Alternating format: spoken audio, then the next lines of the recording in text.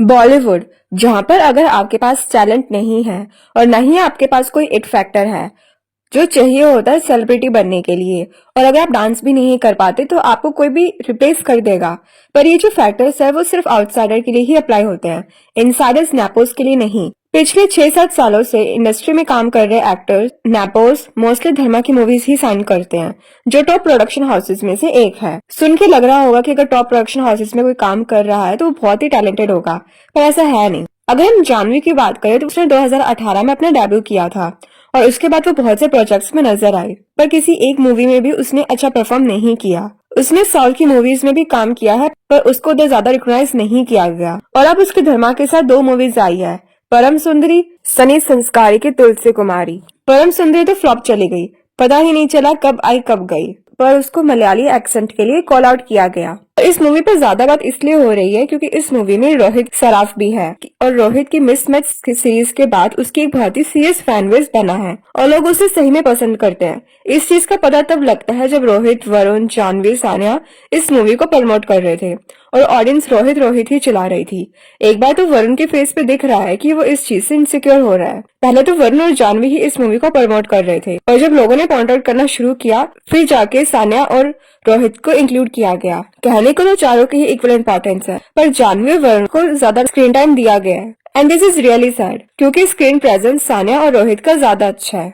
जानवी ज्यादा एक्सप्रेशंस दे नहीं पा रही और वरुण की ओवर एक्टिंग दिख रही है, और रोहित सराफ की तो फैन फ्रेंड की बहुत अच्छी है। 10-12 मूवी करने के बाद भी आप एक ही तरह के एक्सप्रेशंस दे रहे हो और हर टाइम ऑडियंस इस चीज को पॉइंट आउट करती है, पर आप ऑडियंस पे ही ब्लेम शिफ्ट करते हो और फिर बाद में इमोशनल कार्ड भी प्ले करते हो।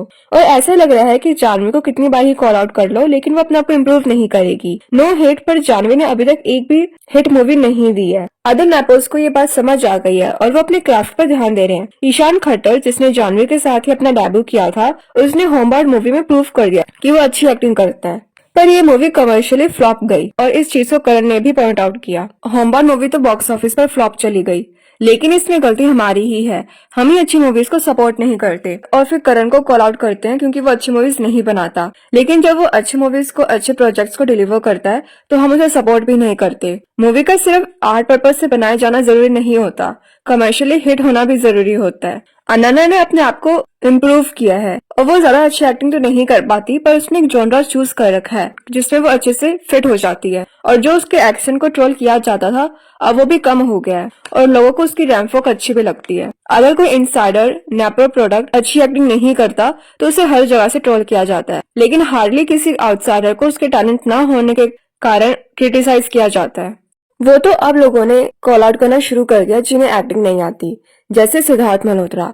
लोगों ने मुझसे कॉल आउट करना शुरू कर दिया कि जब उसे एक्टिंग नहीं आती तो उसे धर्मा की मूवीज मिल कैसे रही है, उसे इतना हिट क्यों नहीं मिल रहा, क्योंकि वो इनसाइडर नहीं है और वो मिडिल क्लास फैमिली से आता है। और जब कोई ऐसा इंसान जो हमारे बीच से उठकर ही बॉलीवुड में अच्छा नाम कमा रहा है तो उनकी जो सक्सेस है वो हमें पर्सनल लगती है, भले ही उनमें टैलेंट है या नहीं, और इसलिए हम उन्हें कॉल आउट भी नहीं करते। पर इनसाइडर्स के केस में ऐसा नहीं है, हम नैपोस से रिलेट नहीं कर पाते और एक टाइम होता है कि उनको लेकर एक क्यूरियोसिटी होती है कि उनके अंदर एक कैसा टैलेंट होगा, पर वो सिर्फ 1 या 2 प्रोजेक्ट्स तक ही होती है, और अगर उन प्रोजेक्ट्स के अंदर उन्होंने अपना पोटेंशियल शो कर दिया तो ऑडियंस अट्रैक्ट हो जाती है, वरना ऑडियंस फिर इरिटेट होने लग जाएगी।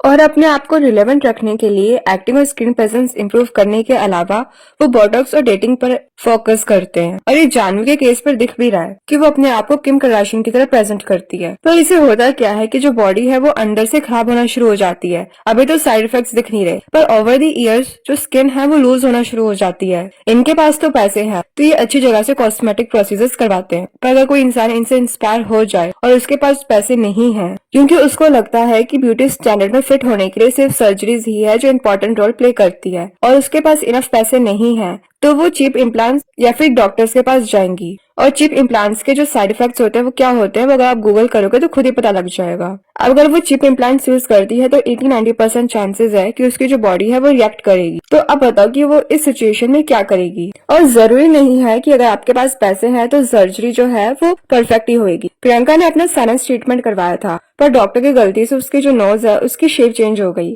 और फिर उस नोज को सही करवाने के लिए उसने रैनोप्लास्टी करवाई, पर उससे उसकी जो नोज की शेप है वो और खराब हो गई, जिसके कारण वो डिप्रेशन में चली गई। बैक टू जानवी 2018 से वो इस इंडस्ट्री में काम कर रही है और अभी तक उसने एक भी हिट मूवी डिलीवर नहीं करी या उसने कोई ऐसी मूवी नहीं दी जिसे याद कर पाए या उस मूवी को बार बार देखा जाए। पर अगर उसकी जगह कोई और एक्ट्रेस को कास्ट करते तो उसका जो करियर है वो अच्छा चलता है इंडस्ट्री में। एक्टर का काम होता है कि वो जो कैरेक्टर है उस पर अपना होल्ड बना के रखे, जिससे ऑडियंस का मन करता है कि वो उस कैरेक्टर से मिल पाए। जिसके पास पोटेंशियल होता है वो 1 या 2 मूवी में शो कर देते हैं और जिसके पास नहीं होता वो फिर नहीं कर पाएगा।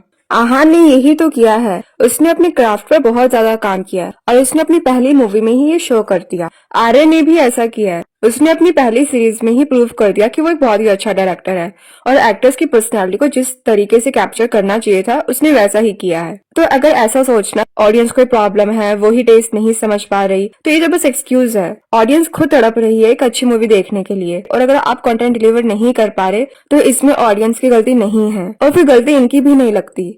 इनको रखा ही पेडेस्टल पर जाता है कि इनके आसपास वाले लोग हैं वो इनको पॉइंट आउट ही नहीं करते। जैसे अभी बोनी कपूर का एक पॉडकास्ट क्लिप वायरल हो रहा है जहाँ पर वो ये बोल रहे हैं कि खुशी की एक्टिंग इतनी अच्छी लगी कि उसको खुद से न्यूयॉर्क एक्टिंग स्कूल में स्कॉलरशिप मिल गई एक्टिंग सीखने के लिए।